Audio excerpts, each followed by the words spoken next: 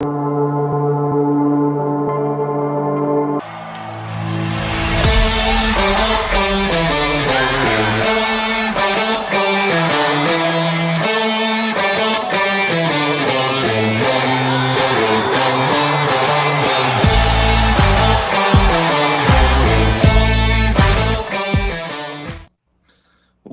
back, College Baseball Central fans. This is the weekend rotation.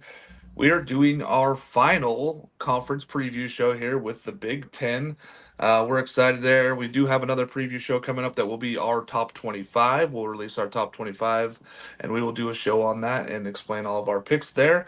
We're really excited about this one here, getting into it. I'm joined today by Noah Darling. How we doing, Noah? Pretty good, Mark. It's great to be here. I know you were talking about the snow you have coming. It's great to be in the Midwest as we talk about the Big Ten, where it's true snow country. Not a ton of action today, but sounds like you're going to be getting a couple feet. Yeah, it looks like we're gonna be. It's snowing really hard right now. We got about 22 inches supposed to be coming in today, so that's a lot for us Oregonians here. AJ, how we doing today? I know you're not dealing with the snow. No, I'm sitting here in Florida. It's 55 degrees. I'm actually outside. So it's nice to watch you all suffer and me to be able to, be outside and walk around and not be freezing. You and LSU fans love watching me suffer. I'm all about that life. Jake, how we doing this morning? It's a little bit cold for my little Texas bones. It got down into the 60s, so I had to definitely pull the hoodie out today because 60s is cold for me down in Texas. Noah's at negative temperatures, and I am currently at 3 degrees here. So we're not going to hear any of that slander about you guys in the 50s complaining about that cold weather. So anyway, we're really excited. So if you folks have not seen one of our preview shows, what we do is we pulled all of our CBC people here at College Baseball Central. We got our polls together. We figured out our rankings. We don't do East, West, any of the conferences. None of that stuff matters to us. We want to know the teams 13 through 1 here in the Big Ten. And we break those down, and then we do some superlatives such as the Coach of the Year, Player of the Year, Pitcher of the Year, Newcomer of the Year. And then I direct some questions to these guys that are individual questions that people have about these teams moving forward. So we're going to jump right in. Jake, you get number 13, Northwestern. Tell us a little bit about this team. Well, the good news is for Northwestern fans that they have a lot of fresh new faces. Went 10-40 last year. I think their coach quit in the middle of the season, and it seemed like no one kind of wanted that job. Ben Greenspan's first look to kind of provide some stability. He has Big Ten ties. He's the recruiting coordinator for Michigan, as well as an assistant from Indiana. Maybe the most unlocal team in the country. Only 4 of the 35 people on the roster were listed from Illinois, and only 1 from Chicago. So I guess kudos to those kids for getting a Northwestern education because it looks like it's going to be a long, long season in Chicago. Bennett Markinson is probably the best returning player behind the dish. Lost a ton of their talent off of a not very talented team. Andrew Pinkson looks to kind of assume a starting position. He was kind of the opening day starter last year for him, but hit under 200. So hopefully he can kind of get that, out of the way. And then a tough non-conference slate, and also draw Maryland and Iowa. So kind of looking for similar records out of Northwestern as, maybe they can get into that 12-win range and take a big jump. But again, it's looking like it's going to be a long season for Northwestern here. Yeah, unfortunately there, it looks like it's going to be a multi-year rebuild here. This is not a one and done, turning around from that 10-40 season. Like you said, Bennett Markinson is a good player, though. He's a good catcher. He's their stud. He's going to be their guy. If anybody can get them going offensively, it's going to be Bennett Markinson. But yeah, just not a lot from this Northwestern team when we look at a conference that's already pretty top end loaded. The bottom end of this is rough. Northwestern fits that bill of where they're going to have a tough season. I don't see them winning maybe even double digit games this year in a baseball season. So, number 13, Northwestern. Moving on to number 12, Purdue University. There, the Boilermakers. They got some players, but this is going to be a tough season for them as well, right, AJ? Yeah, it's going to be tough, but let's make clear there's a sizable gap between Northwestern and Purdue. Northwestern is locked into last place. Purdue has some upward mobility. They are returning some experience, especially on the mound. Offensively, they're going to be kind of a speed and defense team. They're not going to have much power. They do return 2 of their guys who set the table for them last year, Mike Bolton Jr. and Cooper Kornblum. Both speed guys. Mike Bolton Jr. already has the program record for stolen bases, and he's coming back. So they're going to try to create havoc on the base paths and play good defense. If you're looking for power, Keenan Spence is probably your best bet. Big right-handed bat that can launch some balls out of the ballpark, but with the weather, with just the team in general, that's not going to be very power productive. They're going to try to just out hit and outfield their opponents, which less room for error, and I think that's why we have them low right now. But there is some upward mobility for Purdue. There is, because pitching and defense could be the key there. Like you said, not being able to drive the ball out of the ballpark there.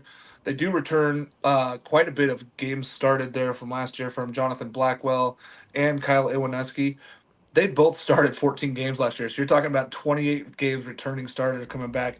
A lot of experience there, a lot of Big Ten experience. So looking forward to see what Purdue does. Yeah, and you do get Luke Wagner from Georgia in the transfer portal. So he has also started games for Georgia. So there's starting experience front line for the pitching staff for sure. It's just a question of how are they going to score runs. Yeah, there could be a lot of 3-2 ball games that they try to win out there. So interesting to see what Purdue does here. Like we said, speed and defense, but not going to produce a ton of runs. Not a really exciting program there at Purdue currently, as they are looking for the rebuild here with just a few seniors on that roster. So number 12, Purdue. Moving on to number 11, Minnesota. Again, these top Midwest teams in the North there, really, it's tough. It's tough. When you look at this team, Noah, there's just a lot of pieces that are not there for offense. Yeah, but there's still a couple pieces to get excited about. This is a team that has been down for a while, so at some point they're going to have to come up, starting on the upswing there.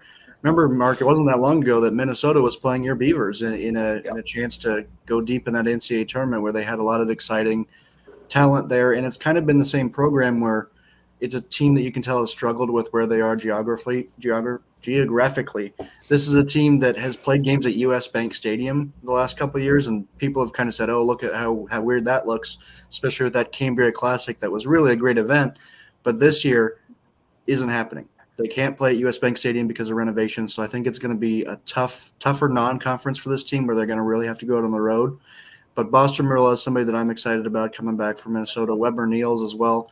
And then they're looking at a guy like Christopher Hawkinson, who's a two-way guy to kind of take the next step. He had a really strong fall for them. And then Seth Clausen is somebody that you can kind of feel good about coming back on the mound for this team. We picked this Minnesota team to come in last in the Big Ten last year, and they kind of met our expectations for the most part. So we aren't talking about a team that's going to be able to compete at the top of this conference, but we are talking about a team that can kind of wiggle their way through the bottom half. Yeah, this is a team that could finish anywhere from this 11 up to maybe 6 or 7, but they'd have to have a really good season at that point. I also would like to add pitcher Tucker Novotny returns, 14 starts last year. That this gives them an opportunity to have some experience on the mound, which is a good thing in some respects, but also you look at it and they weren't really successful last year. So going to have to be a little bit better this year. Boston Maria is a dude, though. I think that he could really be great for this Minnesota ball club. So, Minnesota Golden Gophers, number 11. I do remember when they played my Beavers. Number 10, Michigan State. Now, when I look at this Michigan State team, Jake, there's some good pieces there, and they have some dudes. It looks like a basketball roster in their pitching staff. But why don't you go ahead and get into this Michigan State team? Yeah, people forget that this Michigan State team was very much in the Big Ten hunt down the stretch. Went 2-9 to kind of close the season, but again, they had wins over Indiana State, Indiana, Rutgers, as well as a midweek sweep of Notre Dame. But again, they lose Mitch Jebb. They lose Brock Vandenberg, both big losses. I think Mitchell Jebb was the highest drafted player they've had since Mark Mulder, so in over 20 years. And that kind of production is going to be tough to replace. They did kind of log that triples record. Mitchell Jebb was a big reason for that, as he had 13 of them. So kind of look for more of a doubles team this year. But again, Jack Frank is one of the best hitters, one of the best returning bats in all of the Big Ten. Hit just a hair under 300, and again, he's going to be a name to watch out for. Jacob Anderson is, I think, somebody that takes a very, very big step forward for the Spartans team. As you know, there's a ton of talent there in his limited production that he had. But again, that pitching staff is going to need to be better. They allowed over 5.5 runs a game as a staff. Nick Powers and Harrison Cook were a big reason of that. I think if they can limit some of the extra base hits that they had last year and kind of keep that average down, in the 210s, 220s like they had, I think that that's going to do wonders for this Michigan State team. And again, tournaments is kind of the theme for this Michigan State team as well, as they're going to be on the road a ton. They got games against Florida State. They got games against Georgia, as well as probably the toughest opening in the Big Ten of Maryland and Rutgers. So Michigan State's record might not be there at the beginning, but again, down the stretch, they could very well be in the hunt. Yeah, I'm a big fan of Dylan Clark and Sam Bush also. I believe that those two guys are going to add a lot of offensive firepower to this lineup. When I was talking about basketball style, Joseph Duerza and Nolan Higgins are 6'7" and 6'5" on the weekend rotation for this team. They look like a basketball lineup with those guys that they're rolling out there. They have a lot of tall guys in that bullpen also. So I'm really excited to see what comes of this team. I think the Michigan State could be improved where they were heading the right direction last year. And then, like you said, Jake, they kind of fell apart late. They're going to have the opposite this year. I think they're going to be struggling early with those teams that they face, and they could come together late. So this Michigan State team could be better, could battle for the middle of that Big Ten conference, but they're not looking to be a conference champ at any time in this season. So number 10, Michigan State. Moving on to number 9, Ohio State. Interesting. They've had some really ups and downs over the last 20 years of this college program here. AJ, when you look at this team, they're kind of in middle of rebuild mode / having a really young team. How do you like this team here this year? Yeah, and if you look at their schedule last year, it was up and down. They finished as one of the hottest teams in the country, but didn't play well enough, relying on so many young guys during the year to even make the Big Ten tournament, even though RPI had them in at-large conversation, which is strange for a Big Ten team, not to be competitive in their own conference and have that good of an RPI to be on the borderline. But this is a team that is coming off of I would call it a rebuilding year, a learning year. They relied on so many people who were freshmen to lead both their offense and pitching staff that, frankly, to finish how they did is very encouraging for this year. You have Matthew Graveline and Henry Kazmar, who are just two all-conference freshman team guys coming back and being kind of the cornerstone of your offense.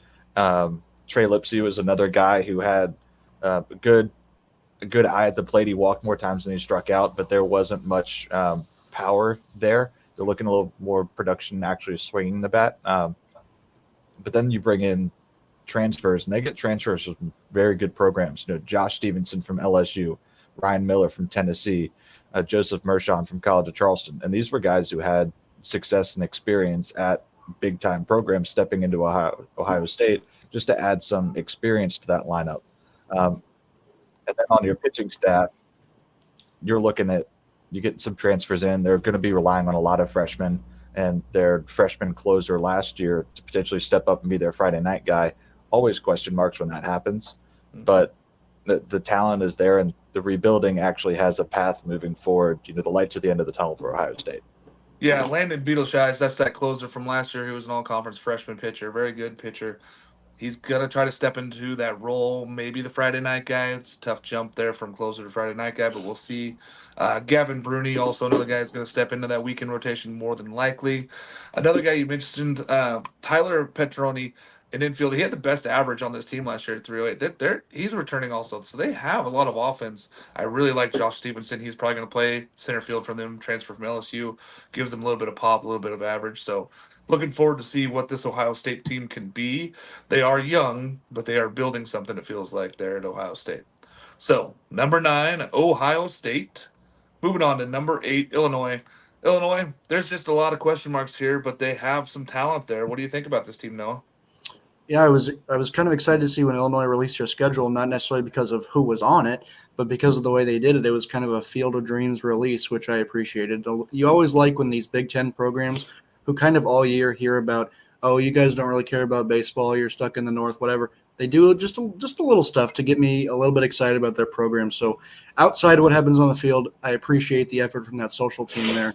But Drake Westcott's going to be big for them. He had a strong summer this year. And then Brady Harding is a really, really fun player to watch, especially defensively. He can kind of just go and make a play whenever you need it, at least on the defensive end. And then Ben Plumlee is going to be a big arm for them this year with the way that they're going to be able to come in there and try and get outs in this conference. They're going to be a team that has the potential to kind of finish near that top half. We've seen Illinois have some success, especially in the Big Ten tournament when they come down to where I'm at, and I can see them kind of go on a run. But otherwise, this Illinois team, you were right, Mark, they do have a lot of question marks about just how good they can be, but then also how bad can they be. This team feels like it has the lowest floor and a medium ceiling. So I really don't know how good this Illinois team is actually going to be. I do love that they have lots of guys returning. So Jake Schwartz, Julius Sanchez, a couple guys that made 10, 11 starts last year, trying to come back, seeing how they can do a little bit better. They gave up a ton of offense, so they just could not stop people from scoring runs last year. They're going to have to be better. But I think that they're going to score a few runs here. Drake Westcott, Schroeder, and Mormon, like we talked about. There's a lot of offensive production here on this team. And like you said, Cameron Janik, there's some talent out there. We're gonna see what this team can really produce. I'm hoping it's a little bit more. I'm hoping that they're closer to their ceiling than their floor this year. But Illinois is a team on the rise, I think, as well as that Ohio State team. So number 8, Illinois, moving the right direction, we think.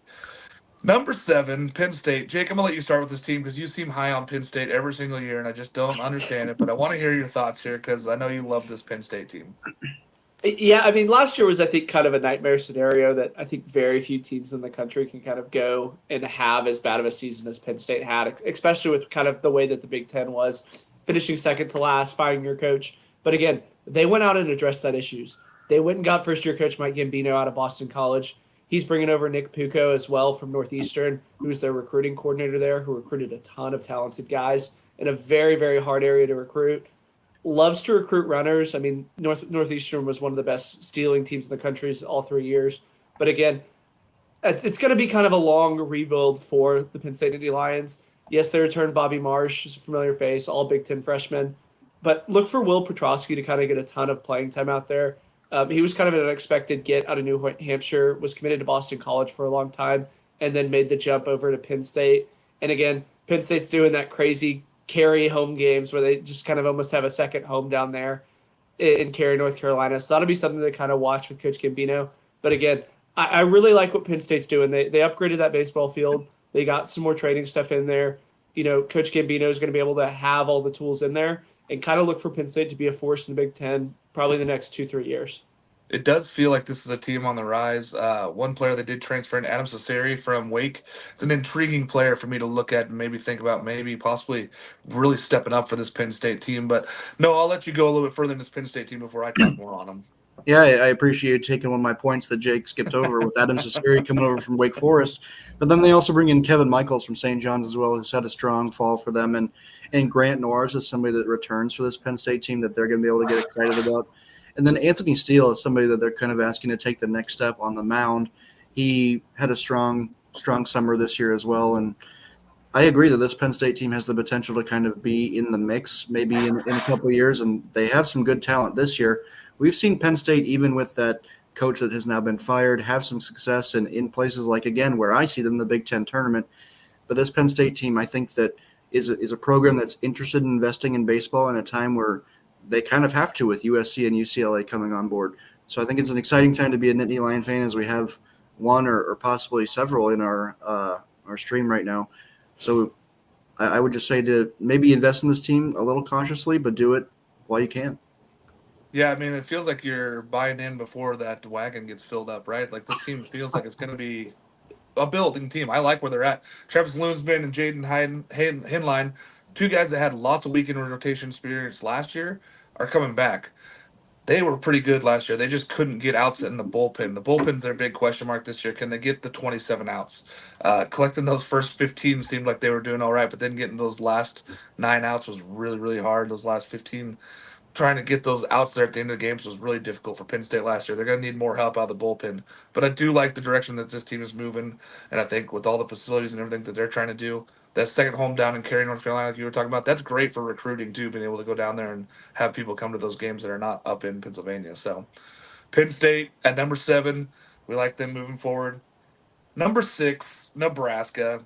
Now this team just sends off alarm bells in my head because I just don't understand how they can have so much offensive production and not win games. It doesn't make any sense. AJ, what's going on with this Nebraska ball club? Well, the issue is that they don't have or haven't had pitching depth. If you look at how they did midweek games last year, they were losing to teams that they should be just slaughtering if you had someone who could go up and get outs. They haven't. I mean, we're talking dropped games to Creighton, South Dakota State, North Dakota, Nebraska, Omaha. Whoa, let's just relax, AJ. You're just attacking all of Noah's teams. That's a great program. Even Uno. better alumni network. But these are programs that, honestly, looking at Nebraska's talent and who they have, they should be beating on at least a semi-regular basis, and it just wasn't happening last year. The pitching staff needed retooled, and they did place a primary focus in going out and getting new arms, because Lord knows they needed it. But it's still a question of the talent you have, can it throw strikes? Drew Christo, he's kind of their best arm last year. In terms of ability, had trouble throwing strikes. He's going to be leaned on this year. See if he can fill up the strike zone. Will Walsh was one of their better guys out of the bullpen last year. He's probably going to be in their starting weekend rotation. And then it's bringing in transfers and basically trying to find someone who can help fill up the strike zone. A lot of guys, a lot of JUCO guys from about the 90 to 93 range, which is fine if you can throw it for strikes. That's what Nebraska needs. They need competitive guys on the mound, because the offense is still going to be there. They lost some guys like Bryce Anderson and Matthews to the draft last year, but they're still going to hit for plenty of power. Still going to hit. I'm not too worried about the offense. The pitching staff is going to be the anchor to this team that holds them back. Yeah, can this team pitch? That's it. Can they get outs? Jake, I know they're bringing in some dudes. I really think that's important that they have Caleb Clark be a little bit better than he was last year. He might be a bullpen guy versus trying to get those starts, maybe helping them collect outs. But what do you like about this Nebraska team at 6? I like the buzz that's kind of coming around this Nebraska team. It almost feels like it's starting to kind of build into something, as a lot of people are starting to buy into this program. I mean, they have one of the best fields in the Big Ten, and a lot of teams look forward to going and playing there. Again, AJ kind of touched on it. I felt like they should have been a lot better. I mean, they had quality wins. They went to the Final Four in the Big Ten tournament. They had that win over Vandy up in Minnesota. And you almost blink and they lose to some of these teams that they shouldn't.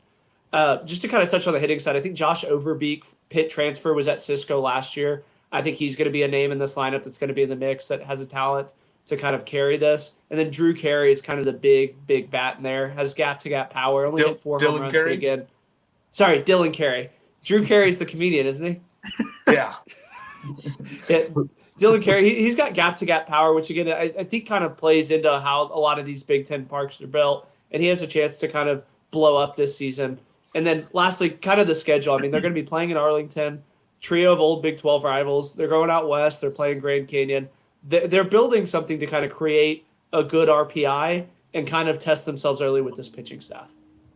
Yeah, the other thing, too, a couple of returners. Gabe Swanson had 18 home runs. He's coming back, okay? That's a 290 hitter with 18 home runs. It's going to give them a lot of pop. Also, transferring Clay Bradford. He comes from St. Mary's. Now, I know a lot of you guys don't watch West Coast baseball like I do. This guy's a double-digit home run guy. He could hit 15 for them next year. I really like to see what he's going to be doing. I think he's probably going to get chance at the outfield position, maybe a corner positions, but he's going to be really a big add for them, Clay Bradford from St. Mary's. Number 6, Nebraska, building stuff for the future, building stuff for this year possibly. They got to be better on the mound if they want to be competing for this title. Number 5, we have Michigan. Noah, I'm going to let you start on this Michigan team because they seem like they've brought in some transfers. They seem like they're trying to rebuild. We really do enjoy our guy Tracy Smith up there. So why don't you talk about this team and hear a little bit of Michigan? Yeah, Tracy Smith, the Arizona State guy, bringing in the Arizona State transfer. Will Rogers is going to be a nice piece offensively for them. And then a young guy I'm excited about is Jack Council. That's Craig's son up there. Mitch Voigt is back for Michigan. He's a two-way guy. He can hit a homer for you and then go strike out the side in the next inning. And then Jacob Denner is somebody who we kind of saw rise a little bit late. He was strong. Again, I keep mentioning the Big Ten tournament because that's where I really fall in love with these teams, and I can see who's going to roll over next year. But he wasn't somebody that they were counting on at the beginning of the year, but then he developed into a really nice piece for him. He's going to be a starter for him, possibly on Fridays. And then somebody to keep your eye on for Michigan is freshman Dylan Vigue. He's had a really, really strong fall, and he's going to be somebody that's going to have an opportunity to start right away in this Wolverine weekend rotation. That's the name of the show. So this is a Michigan team that we've seen go on a run late and kind of let teams sleep on them a little bit, and then all of a sudden they're in the NCAA tournament. And Mark, as you know, they can beat anybody in a regional. They can. I really do believe that this team is built to win right now, and I think that they're going to be a highly talented team here. AJ, why don't you talk a little bit about this Michigan team? Yeah, I mean, this Michigan team, it seems like they have a great blend of new guys, returners, and young guys. Like it's the identity is still there to where you're not having freshmen try to make up a chemistry of a team, but there's enough youth and enough energy being injected into the program that it's not stagnant. It feels like they're growing in the right direction. It's going to be interesting because they had so many arms get experience last year and exposure, but not to a ton of innings that they have guys who have been there, who have pitched in big time moments, who are coming back, and it's going to be a matter of those arms shouldering the load a little bit more. Because last year it was watching them was kind of frustrating because it felt like there was more that should be tapped into that didn't quite lead to the results. But it's hard playing baseball when it's 40 degrees outside and expecting your power guys to hit for power in March and April. It's frustrating. This is a team that when they get rolling, they can make some noise later on in the year. Yeah, a couple guys I want to touch on before we move on to our number 4 team. Chase Allen returns also in that weekend rotation slot there. He was really talented. I'm really excited for what he can do. Keegan O'Hearn is another freshman with Vig.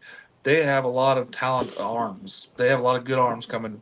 Also, super senior, Cal Dernetti from Oregon State transferred out there as their shortstop there. Going to be excited to see him get a fresh start there at Michigan, getting the chance to start at shortstop for his final season in college baseball, but brings a lot of leadership for that team. That guy's been around Oregon State program for 4 years plus. Talking about a lot of wins. When you know how to win, it brings the big thing with you in that senior leadership out there for Michigan. So I know that Michigan's really excited about this one moving forward. They just won their national championship in football. Let's see what they can do in baseball this season coming in. Number 4, we've got Maryland. New coach, new look. What are we thinking on this team, Jake? Well, I mean, at the end of the day, they're still the only Southern team in the Big Ten, so that comes with all of its benefits. They get that midweek Tuesday against Mount St. Mary's. I think they're the first team to play in the Big Ten for like a month as a home game. And yeah, I mean, that's going to be kind of the theme of this Maryland team is it's new look. There's no Matt Shaw. There's no Nick LaRusso. I mean, Kevin, I think it's Keister is still there. He hit just a hair under 300 for him, started all 63 games. I think he's going to be that veteran leadership that Matt Shaw was before. And then Elijah Lambros is another name to kind of watch out for. This does still feel like a Maryland team from 2023 where they're going to bang it around the yard a ton. So it's almost like they still have the identity of the team last year. But again, like you mentioned, new coach, a lot of their big guys have left. So a lot of question marks for this Maryland team. A lot of question marks, but a lot of guys still there, a lot of talent there. Noah, when you look at this team, I know we were super high on Maryland last year, and they just got tough regional where they ended up. But when we're looking at this Maryland team, it's a good team. Yeah. Historically, when we've looked at Maryland, we've seen the great offense where they're competing at the top of the NCAA, and then they also have this dynamite rotation, and you say, that's a recipe for success. If you put that same combination in SEC school, we're talking about a team that can really compete for a national championship. So we were trying to stand up for Maryland, and then they kind of fell short of our expectations just a little bit. So it's easy to kind of go sour on them. And I think that right now, new coach Matt Swope is taking a screenshot of what we have on the screen with a 4 next to their name. This is a Maryland team. They haven't lost a Big Ten series in 2 years, and we have them 4th. It's extremely disrespectful, but I'm sure that they're okay with it because this conference loves rat poison, as we found out the other day, Jake. But Kenny Littman on the mound is going to be big for Maryland. He's returning. He was huge last year. He's going to be even better as he develops. And then another name coming back is Eddie Hakopian for Maryland. He was somebody who kind of just got the base hit when you needed it. He's not a huge power guy, but his little brother's on the team as well, so now he might try and get that warning track power just to show off a little bit. Yeah, both brothers were actually hurt in the fall. They're hoping to be 100% healthy by the spring, but they're bringing in a lot of talent. They're trying to be, trying to rebuild because there's a lot of major league talent that left last year. So, AJ, when you look at this team here, we know there's some returning pieces. This is a team that wants to compete now with Coach Swope. Yeah, and I mean, their problem last year was, they were second in the nation in home runs. The problem was not offensively. It was Savakul and Dean not really upholding their end of the bargain when it came to pitching the big games. I just remember Dean against Wake Forest. That was supposed to be a primetime matchup, and I think they gave up 22 runs that game. It was not the pitching staff that they needed, but they return a ton of experience. The guys who are coming in as transfers are 4th and 5th year transfers. They realize that the offense is still going to be great. I think Elijah Lambros is probably going to be the guy in that lineup, and that defensive center fielder he's all tooled up. He has speed, he has power, he has a cannon in center field. He's going to be kind of their next guy. But Alex Calarco, I think, is going to be sneaky pop from them. Northwestern transfer, been banged up. He's going to kind of flip-flop between DH and catcher. The power is still going to be there. It's can the guys on the mound finally get them over the hump and let them, have the postseason success that we want Maryland to have so badly. Yeah, another in-conference transfer, Sam Hosnar, also adding double-digit home runs, coming in and playing second base there. This team looks like it brought in a lot of talent, but again, the pitching staff still has question marks for me. Outside of Lipman, I just don't know where they're going to go for the rest of the week in rotation. I don't know if they're going to try to pitch by committee. They have a lot of fresh faces, so maybe us not knowing who's going to be on that mound is the positive for this Maryland team after how they struggled so much in the past year. So I'm hopeful that Maryland can build something on the mound because they do have the offense to compete in this conference and in every conference currently this year. So looking forward for Maryland here at number 4. Moving on to number 3, Rutgers. Now, this is an interesting team, and the more I look at them, the more I like them. So I'm going to let AJ start with this team. Yeah, Rutgers, again, another Big Ten team that had at-large hopes until last couple of weeks of the season. They seem like they're just on the doorstep trying to get in. And I think, for my money, they have the best left side of the infield in the Big Ten with Josh Kuroda-Grauer and Tony Santamaria. These two guys can hit, they can field. I mean, it's their power and just their quality on the left side of the infield. It's the cornerstone of this Rutgers offense and defense. And then it seems to me that it's just a Rutgers program trending in the right direction. Yeah, and like I said, Santa Maria, he missed a lot of last season with an injury, looking to come back, bounce back. But Kuroda-Grauer, that guy, he's a stud. He's a stud. He was a summer ball stud this year, playing in the Cape, looked great. So we're looking forward to this Rutgers team. Jake, I'm going to let you go next because you got the jersey on. Tell us a little bit about this Rutgers team.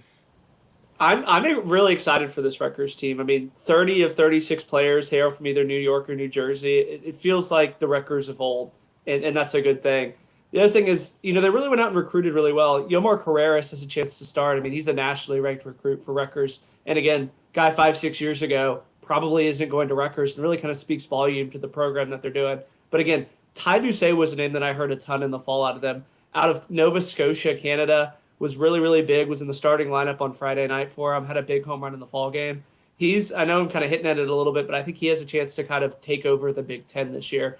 And that's kind of the theme that I have for Rutgers. The only thing that I'm a little bit worried about them is they play a really, really light slate, and RPI might be an issue down the stretch for them if they don't win the Big Ten outright. Yeah, their schedule is very, very, very, very light, so they're going to have to do some noise there in the Big Ten for them to be able to compete. But piling up a lot of wins is never a bad thing, Jake. So piling up those wins early, as long as they can win those games against lower ranked teams, they'll be excited about that. Noah, what do you have here to add on this Rutgers team at 3? Yeah, just Christian Coppola was so big on the mound for him last year that he was a freshman and they gave him those opportunities. Now he's a seasoned sophomore that's going to be able to come in and lead the way for a team that we have seen Rutgers have success offensively. We've talked about they have had guys just rack up RBIs and lead the country in them, but we haven't been able to see them get outs as efficiently. And now they have returning pitching for, I think, the first time in a couple of years. So it's really an exciting time for what they have going on there in terms of their weekend rotation. And then Trevor Cohen offensively is another piece that's going to step up for Rutgers this year. I may not be as high on them as Jake is, but I think Jake just really, really likes this Rutgers team because he likes the picture of Tony Soprano in the Rutgers shirt. And I think that he just really, really wants to post that a bunch. But this is still a Rutgers team that could score runs on you in a hurry. And I'll tell you, their fall ball team went 3-0 against Vanderbilt this year if you're into fall ball scrimmages and reading too much into them. Listen, I love the fall ball, but I don't think that the teams that you're playing against really matter because it's a chance for everybody to get innings in. But it does speak volumes when you can win those games against those Vanderbilt-type teams. 2 freshmen I want to touch on before we move away from Rutgers. Freshman catcher Jackson Natali. I don't even know. Natilli, he's going to be a dude. He's 6'4". He's got a huge arm. He's got great pop. I want to see him in the lineup. He may not get a ton of opportunities, but I'm hoping by Big Ten ball he gets those chances to play. He might be DHing more than catching as a freshman. It's really tough to start in there and get right behind the dish. And then freshman pitcher Zach Konstantinovsky. He could be a week in rotation piece for this team, and I think that he could be a big reason for Rutgers' success this year. So keep an eye on those two freshmen, Natili and Konstantinovsky. Looking forward to seeing both those guys produce. Moving on to our number 2 team, Indiana. Indiana here at number 2. Jake, I'm gonna let you start with Indiana here. What do you think about this Indiana ball club? We know there's a ton of new talent there. I am really excited to kind of talk into this Indiana team. It feels like it's Indiana and Iowa in a class of their own in the Big Ten. They are kind of a big step up between the two, and it really wouldn't shock me to see either of those teams actually even host regionals. Devin Taylor might be the best player in the Big Ten. Broke the Indiana freshman RBI record, was a few home runs short of Carter Matheson's record from 2019. And again, Carter Matheson is another guy that's back for this Indiana team. I mean, they probably have one of the deeper lineups in, I think, the entire country. And that's not even getting into the Brock Tibbetts, the Josh Pryors, the Tyler, I think it's Canaries. It's those kinds of bats that I think provide a lot of depth. And again, I think Indiana, if they can figure out the pitching side of it, they have a chance to, I think, host a regional. Talk about Tyler Cerny and Josh Pine. Is that the two that you were looking for? Yes. I'm horrible with the pronunciations. And usually they come out with these pronunciation guides and the media guides that kind of save me a lot. But again, doing these so early, we haven't had the pronunciation guides come out. That's fair. That's fair. There is a lot to like about this Indiana team. Noah, we know that we've been talking about them for a long time in this preseason. Talk a little bit about this Indiana ball club and how much they've grown. This is an Indiana team that we saw in way back in 2013. They made it to Omaha, and they had Kyle Schwarber leading the way, and it was kind of just the Kyle Schwarber show. And then we've seen them knock on the door of these really good teams. They give Maryland some fits when they were having their heyday, which many would argue they're still in. This is an Indiana team that kind of got overlooked just a little bit in the Big Ten last year because of there is just a ton of talent on this team. We talk about Devin Taylor coming back and possibly being one of the better players in the conference. Luke Sennard, I assume, Brock Tibbetts, and then a freshman that everybody's talking about in the Big Ten is Andrew Wiggins. This is somebody that was highly, highly touted and is now going to have the opportunity to not even just automatically start. He's going to have to compete for his job for a little bit with just how good this Indiana offense is, but they expect some big things from him this year as well. Yeah, there's a lot to like about this team here. AJ, I'm going to let you touch base on this Indiana team here because we know we've added a lot in there, but you got some more pieces. Yeah, I mean, the pitching staff, they're definitely going to miss Luke Sennard. You know, he got hurt in the regional last year, so that's he's out for the year. But they got two guys who were freshmen last year who acclimated themselves very well to Big Ten baseball, Braden Reisdorf and Connor Foley. Those two guys are probably going to be your 1 and 2 in the rotation. Reisdorf, low to mid 90s, good pitchability, and then Foley's been up to 98. And then they got, for their third option, Ryan Kraft. He led the team in innings last year out of the bullpen, so he operated more like a starter in terms of how many innings he threw. But they have the pitching depth as well. Yes, you're going to miss Luke Sennard, but they can weather that storm. If this team had Luke Sennard, they would be in my top 10, I believe, this year. I think that's how good this Indiana team could be. Also, another piece that they have, Ty Bothwell, ton of innings also. Really excited to see him get more opportunity there. This Indiana team looks like it's built for success right now to compete with our number 1 team, which, if you know anything about Big Ten baseball, I think you're going to assume number 1, Iowa. This team has a lot of talent. They lost a lot of guys last year, Noah. But what do you like about this Iowa team? Because we know that you've been high on them. You put them in your Omaha 8 already. Why don't you go ahead and talk about this Iowa team? Yeah, I love this Iowa team. I love when you have a rotation that you can look at and say, this is a team that you don't want to see them on Friday, Saturday, or Sunday with Marcus Morgan, Brody Becht, and Cade Obermueller looking to slide to that Sunday spot. He was a really strong freshman last year. Jake and I just talked to Sean McGrath, the pitching coach, the other day, and he was talking about how they threw Cade in some high-stress situations, and they kind of viewed that as a situation where, okay, obviously this could go poorly, but we don't really have the depth right now. But on the flip side of that, he's going to develop into a really strong, experienced pitcher, and this is the year that Iowa can put it all together on the mound at least. And then Sam Peterson returns offensively for him. Somebody that I looked forward to taking a big step is Ben Swales. He's somebody who had a strong fall for them. And then JUCO transfer Connor Henning's coming in for this Iowa offense. The only question for Iowa is offensively. I think there's going to be this fantastic ERA that this team presents, but are they going to be able to score the runs to compete against maybe an Indiana or a Maryland kind of offense that we've seen run roughshod through this Big Ten? Because the reality is, if you want to win games in the Big Ten, you're going to have to be able to score double-digit runs.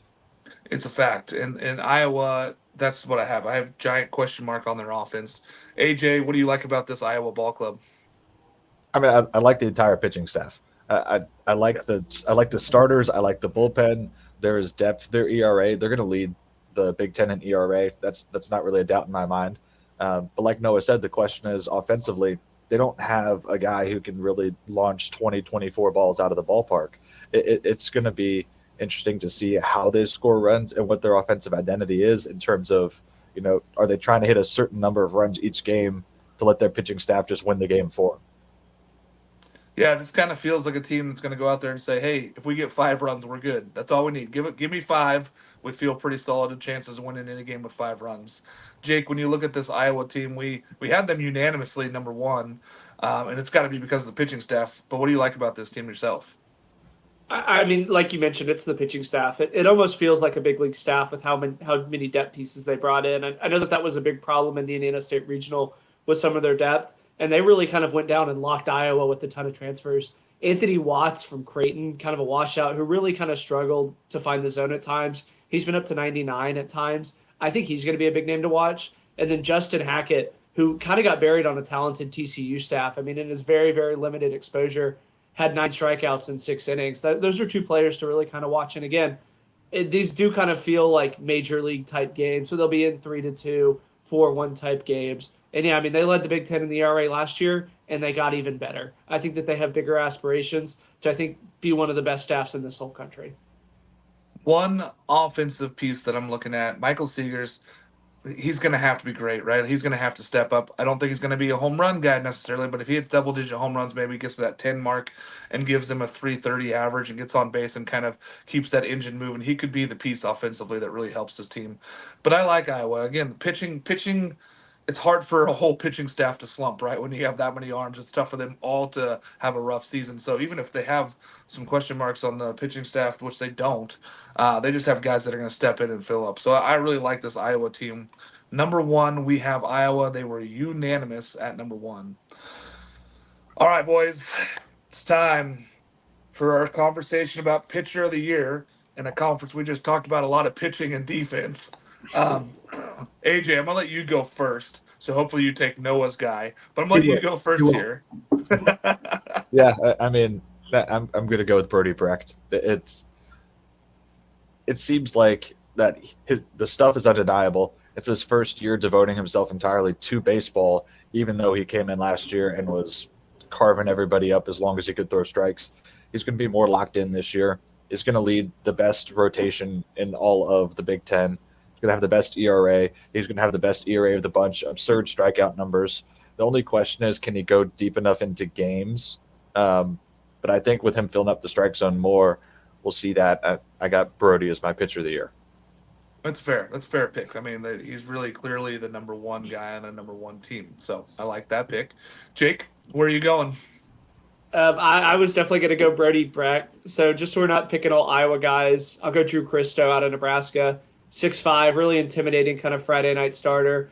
Mid to upper 90s fastballs. I think if he can figure out his walks, the sky's really the limit. And again, I think that he's going to go about as far as this Nebraska team will as well. So he's kind of my under-the-radar Big Ten pitcher of the year, with the asterisk being Brody Brecht. Listen, he was a highly recruited guy, Christo was. They had huge aspirations for this guy, and he just hasn't quite panned out yet. So maybe being his junior season here, this is the year where he really steps up and becomes that guy and that Friday night leader. Noah, who are you going with? Yeah, I know AJ thinks he took my guy, but I'm taking Marcus Morgan. He was a guy who he should have won it last year. They gave it to O'Halloran out of Michigan, and I think he kind of took that personally just a little bit. He came in the Big Ten tournament, had another strong performance there. This is somebody who I think he's a little bit more experienced, and I hate when people use this word, but he's more polished than Becht is a little bit, just in terms of finding that strike zone. I think Morgan is kind of going to be a little bit better than Brody this year. I feel confident taking him. I'm excited, AJ. You just challenged me and you lit me up.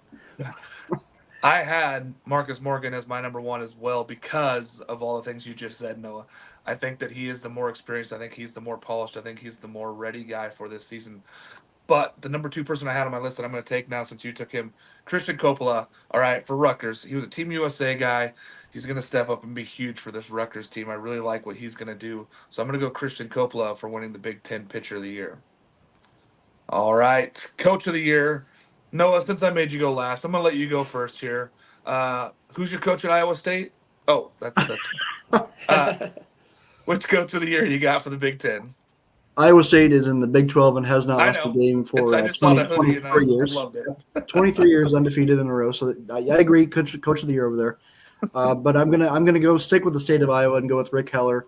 This is a program that has kind of built its own identity now, and we've been able to see it kind of peak where he's at right now, and he's unanimous number one in our poll, at least with his team. And while there might be a team who maybe has a better story throughout the year, like maybe Indiana is a good way to go for this one, but I think that when you collect the infinity stones that he has on the mound and then some of the nice pieces he has offensively, I think there's a good chance for Rick Heller to take that award. Yeah, I mean, when you look at it, they've got a gauntlet of pitchers, right? Like nobody wants to face that right now. So it's a very good team. I like that pick there. Jake, who are you going with for Coach of the Year?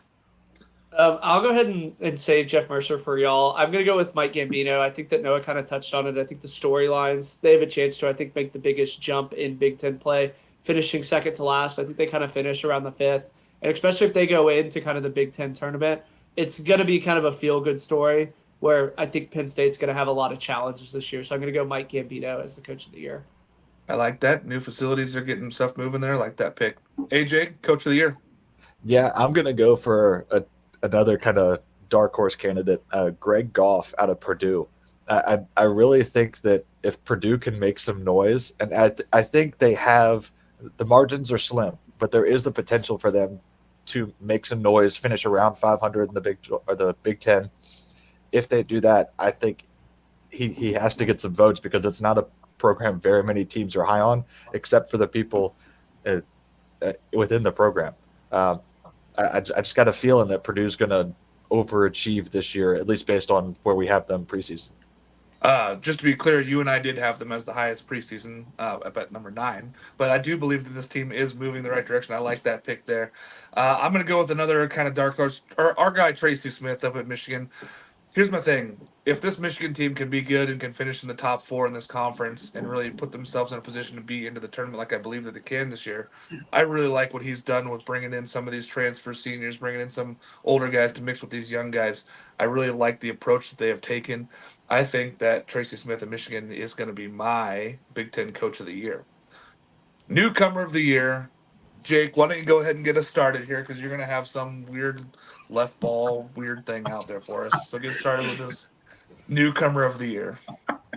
I kind of touched on it in my Rutgers analysis, but Ty Ducey out of Nova Scotia, Canada, I mean, he really, really impressed me in the limited fall exposure that I saw with Rutgers. I think that he kind of wins that starting job. And again, this is kind of an exposure award. And at Rutgers, I think he has the path to start as well as the talent to kind of have some of the best numbers for all freshmen in the Big Ten. Yep, that's fair. It's a fair approach there. Noah, who are you going with a newcomer? I'm going with Andrew Wiggins down at Indiana, the highly touted freshman. It may be tough for him to see the field right away just because of how deep that roster is. And the reality is it's tough to play as a freshman in Power 5, whether you want to say that with the Big Ten or not, college baseball. But I think that Andrew Wiggins is so good, it's going to be too hard to keep him off the field, and he's going to kind of stand out in this conference. That's my question with him, right? Is can he get the innings? Because this is kind of how many games can you log in? How many opportunities do you get this award? AJ, who are you going with the Newcomer of the Year? Yeah, like Jake said, it's kind of an exposure award as well. You can be the most talented guy, but if you're not on the field, then you're not going to win the award. I think Michigan freshman Dylan Bigue has a great chance to be on the mound, to have the appearances and exposure and rack up some good numbers, definitely put himself in the conversation. Plus, he's playing for a team that should be in the top half of the Big Ten. I think Michigan does well. Dylan Bigue does well. He's going to be in that conversation. Yeah, I'm with you. I'm going to go with another freshman pitcher, Konstantinovsky from Rutgers. I think that it's the opportunity thing, right? And if those two guys, they get chances to pitch, they get chances to be on the weekend rotation. Whoever is better between those two, I feel like has the front runner to this award because it's an opportunity thing, and as a pitcher, it's an easier chance to get in there. I also love Kyle Gernetti from Oregon State coming over as shortstop for Michigan, so I'm going to throw that one out there, even though he's a fifth-year senior moving out there. He's still a newcomer to the conference, so still wins for the award. But I do believe Colin Stesnovsky, the freshman there at Rutgers, he's going to get the opportunity there. Player of the year.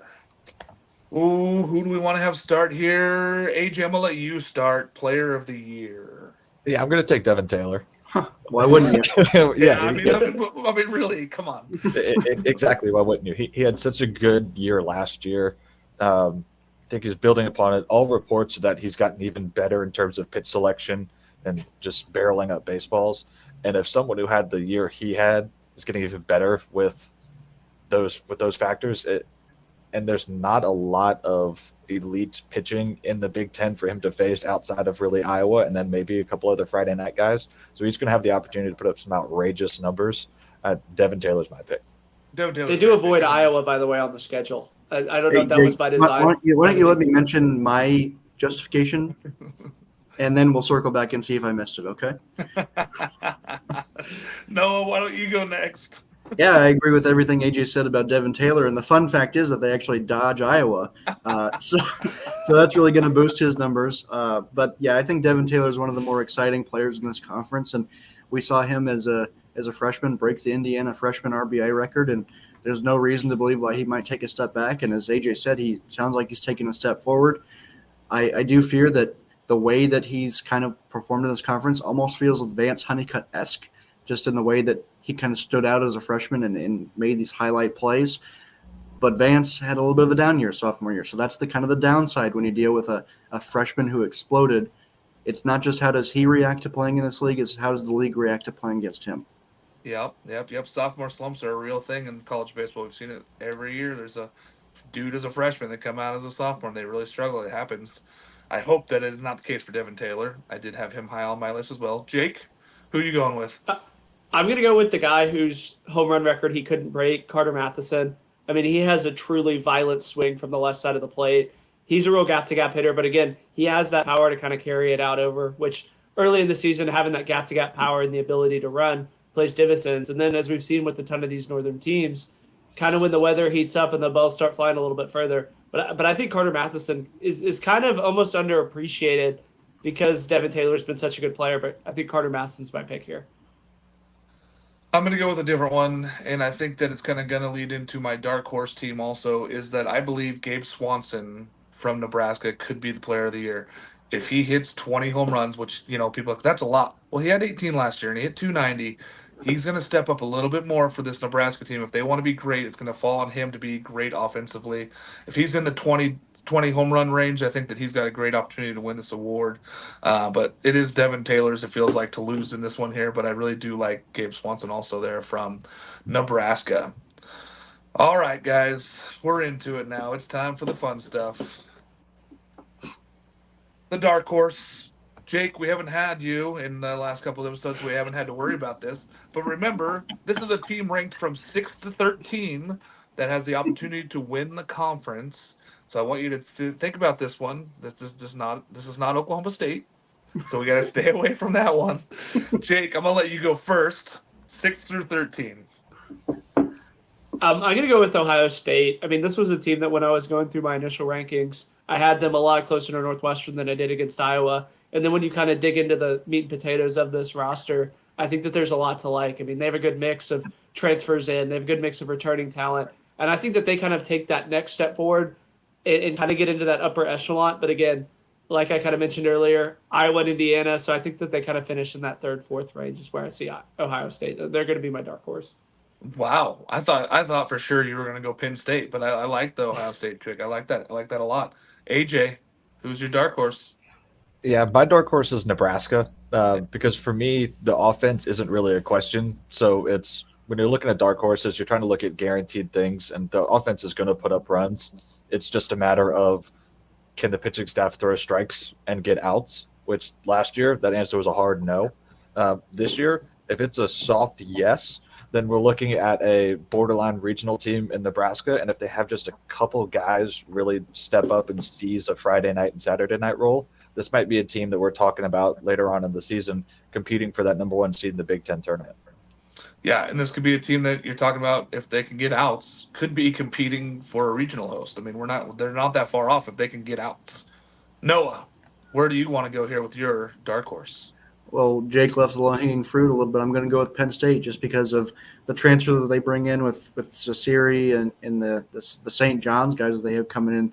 These are going to be some – it's definitely a rebuilding time, but we saw Mike Gambino have great success with Boston College when nobody was really expecting them to pop last year. And Jake was all over that one, so I'm surprised he took the opportunity to not victory lap that. But, yeah, it's going to be Penn State for me. And it's interesting that Jake said that he has Ohio State coming in like third or fourth. I've always viewed the dark horse question as, can this team do well? But Jake's saying that they are going to do well, which is a stretch that I'm not really ready to go for Penn State yet. But if everything clicks for them, then they absolutely have that potential. They do. They're right there, I believe, with that team. I'm going Nebraska. Like I alluded to, I think that the offense is just not an issue for me. So when I look at this team, I don't worry about the offense. If they can find outs, if they can get some dudes to step up in the mound, this team can compete for a Big Ten title. Now, the reason why we have them at 6 is because there's so many question marks that we don't know whether they're going to be able to collect outs for this team. So, but I do like Nebraska here. I'm going to take them as my dark horse as well with AJ. I think that the two smart guys in the room got it right. Noah, take that shot. Maryland lost a lot.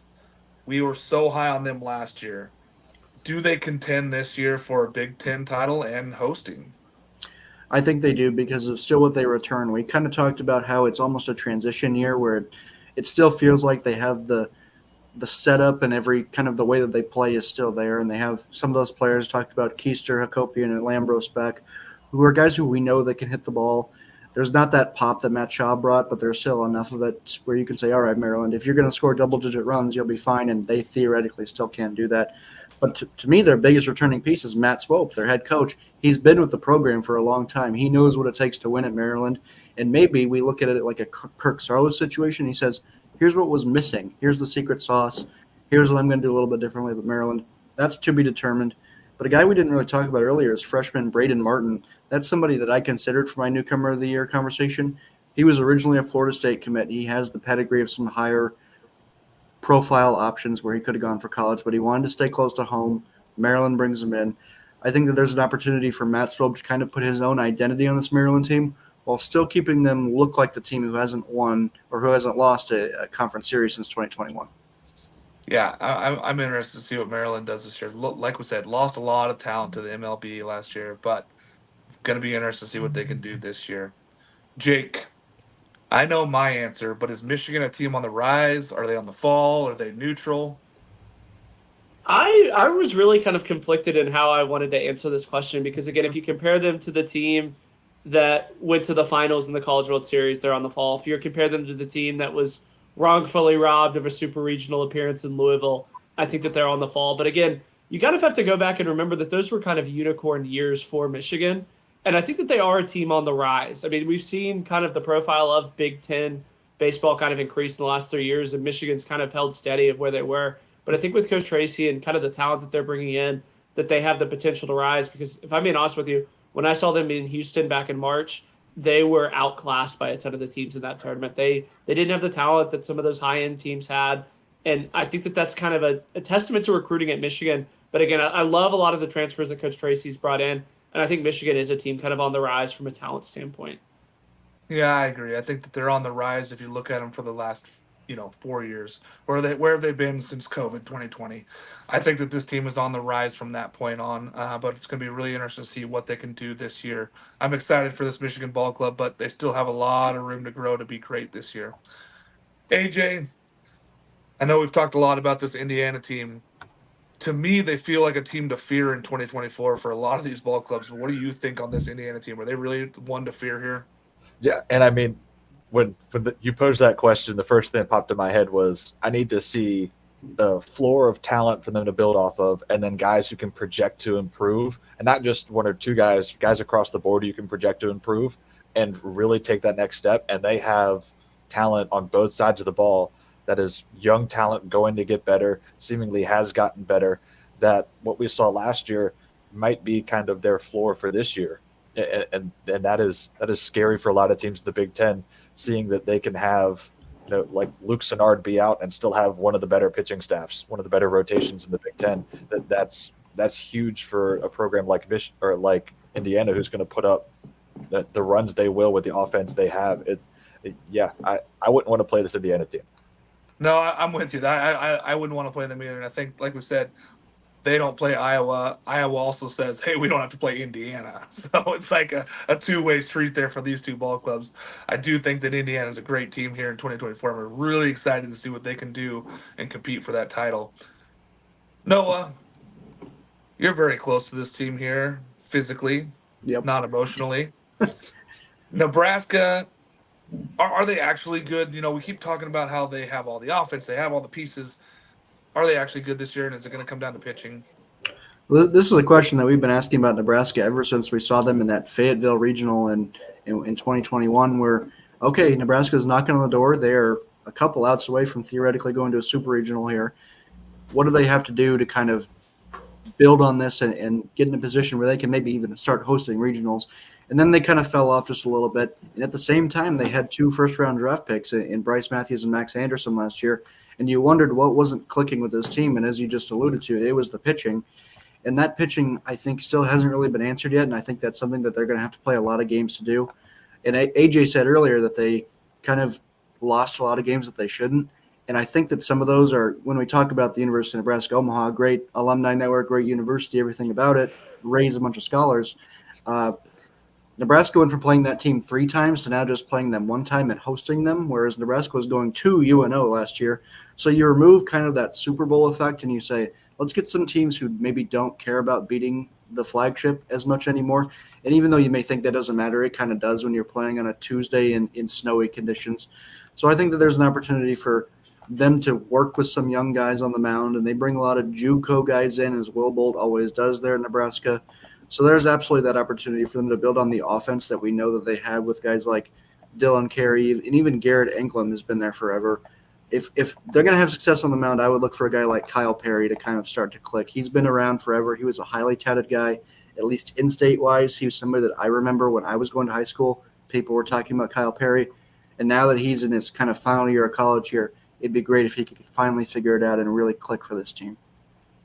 Yeah, I almost feel hopeful for this Nebraska team that they can just go out and start collecting 27 outs. I really want them to be good, but I just don't know if they are. We're going to have to really see how this pitching staff develops this year, because I have no questions on the offense. I think that offense is going to score plenty of runs. I think they're going to compete. But the problem for me is still pitching. And to be good, to be considered good in my book, you have to have pitching, and I'm really worried about that. Jake, Iowa's getting all this love. Noah, we know, loves them, puts them in his Omaha 8. Are they deserving to be in that national conversation, or are they just good in the Big Ten? I think that they're deserving to be in that national conversation. When you look at the arms that they've brought in, they remind me a ton of the lineup from LSU last year, where there's guys that probably aren't going to get a ton of innings, but are still really, really talented. And like you mentioned, pitching doesn't slump. Every single guy could, these front end guys that Iowa has, their 3 starters, I think they would start at probably 90-95% of universities across the country as Friday night guys, and Iowa has them as a Sunday guy. Iowa, they play Ole Miss. They play a ton of tournaments to kind of figure out how they're going to manage their bullpen. I think I would be very shocked if they didn't end up in a super regional, and it wouldn't surprise me to be sitting there to be in the Final Four if you're Iowa. They have a ton of talent pitching. Let it be known that no Big Ten team has been to a super regional since 2019. So it'd be a big step forward for this conference if somebody can jump into a super regional this year. I don't think any Big Ten team has won the College World Series since 1966, Ohio State. So it's been quite a long time there for them. Now, granted, Michigan has been there, but they have not gotten to one yet. But I do think that Iowa deserves to be in the national conversation, and it's pitching. I think you're right, Jake. It comes down to the pitching there for them. AJ, Rutgers, are they a pretender or a contender? We love this question. We do, and it's so tempting with Jake wearing that jersey for me to just stab him in the heart with pretender. But I will say, if I'm looking at the Big Ten as a conference, they're a contender in the Big Ten. I don't think you can look at them preseason and say national stage, I have them in the top 25. That's not where I have Rutgers right now. They can always play their way into it. Uh, but with the Big Ten, if they win a series against Iowa, if they show holes in some other programs and take advantage of uh, some of the weaknesses that we've pointed out, then the Rutgers can absolutely be in the conversation for winning the Big Ten this year. The talent is there, the pitching is deep enough. The offense, even though they lose their top 3 run producers last year, there's still quality on the offense. They're still going to score runs. I'm not too worried about it. Rutgers is going to be a good team this year that I don't think many people want to play. National contender right now, no. Big Ten contender, I would say yes. I'm on the same page with you, AJ. I think this team's good. I don't think they're great yet, but they could turn that corner and be great and be in that top 25 at some point. Or they could be a team that's in the top 50. We just don't ever hear from them again. They finish mid of this conference. So I do believe right now that they are a contender for the conference, but not for national. I like that answer. All right. Question we always ask every show: how many of these teams make it to the tourney, and how many can make it to Omaha? Noah, you're going last. Jake, I'm going to let you go first. I'm going to say 2, Indiana and Iowa. I think that this does kind of put you into bid Steeler territory if anybody other than those 2. And I would say Iowa's the only one I think has the talent. I don't think Indiana has the high-end pitching to get them to Omaha. So I would say just 1 Omaha team, 2 in the tournament, with the possibility of anybody else being a complete Steeler that all those bubble teams will hate forever, like Michigan was a few years ago. 1 and 2. Wow. All right, so one of those 2 teams make it to Omaha in Jake's mind here. AJ, where are you going? How many teams make the tourney? Yeah, I go 3 make the tourney and 0 make Omaha. Yeah, sorry, Noah. My teams, I got Iowa, I got Indiana, and I got Maryland again. Now, I think Maryland's going to be back there. I think they're going to score enough runs, and then we've talked about Indiana and Iowa. But it's just so hard to predict, one of those teams getting through. Yes, Iowa has the pitching, but in a regional atmosphere, if they lose a game, do they have the pitching depth and the offense to go out and outslug a team in a winner-take-all game? That's who knows. I like them in a super regional if they get there. My question is, do they host a regional? And if not, who do they go to? Because that could get messy. Yeah, it could be a mess for. I'm with you. It's a tough one here. Noah, how many make the tournament and how many make it to Omaha? I think that when you look at this conference, as talking about the NCAA tournament, it's safe to do 2. You feel good about 2. And then you could really talk to yourself, strictly talent-wise. Of course, it doesn't always play out like that, to up to 4. So I'm going to agree with AJ, and I'm going to go with 3. That feels like it's enough risk for me, where I always go a little high on these teams. I don't ever bet on the under like Jake does, seemingly. But the reality is that 8 teams are going to play in Omaha from the Big Ten, in the Big Ten tournament. And then we're going to move to the NCAA tournament. And then I think that there's going to be 1, and I think it's going to be the Iowa Hawkeyes, and it's going to be a sight to see kind of a local team that still is going to have to do a little bit of traveling, but still local enough to the point where they're going to be able to pack that house in a sense where it may not be fans who really, really love baseball like you see with Mississippi State and Ole Miss, but it's going to be fans who love their Iowa Hawkeyes, which is certainly an identity that they've chosen for themselves. But that's going to be a great thing to see. I really, really hope it happens. And I think this Indiana team absolutely has the potential to do the same if things line up for them as well. But I think if I had to pick one, it would be Iowa, and I have picked them several times. I like that, but I'm going to go the opposite here, guys. I think 4 teams make it to the tournament. I really do believe. I think that Indiana and Iowa are locked, right? I think that those 2 teams, if they do everything we're thinking that they're going to do, those 2 teams should be in the tournament no matter what. And I think 2 teams between Nebraska, Michigan, Maryland, and Rutgers, 2 of those teams also get into the tournament. I think we see 4 teams this year because I think that those teams are going to beat up on the lower end of this bracket here in the Big Ten and really build their RPI this year. I really hope a lot of these teams went out and they're going to go play some good tournaments in the preseason, going to try to help their RPI get built up. So I think 4 teams from the Big Ten make it. I think a big goose egg make it to Omaha. I don't think we see any of them while we're down there.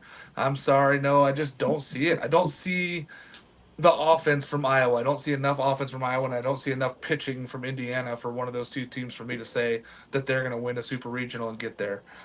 Could they? Absolutely. Both those teams have the opportunity to, but I don't see it this year. So I'm going to go with 0 teams making it to Omaha. Jake, final thoughts on our Big Ten preview, getting ready for the season. I just still love AJ's Coach of the Year pick. I even kind of 10, 20 minutes later, I think that might have been the best pick we've done in the history of this preview shows in terms of a total dark horse where you're like, okay, I actually really like that. So I just want to give AJ some props there. Fair enough. Using your time to promote AJ. I like that. AJ, why don't you go next here? What are your final thoughts on this Big Ten season? Yeah, I think last year we saw kind of the middle of the pack cannibalize each other and really hold each other back. I don't think we're going to see that as much this year. We're going to see kind of a dichotomy from the top 6 programs or so, and then the rest.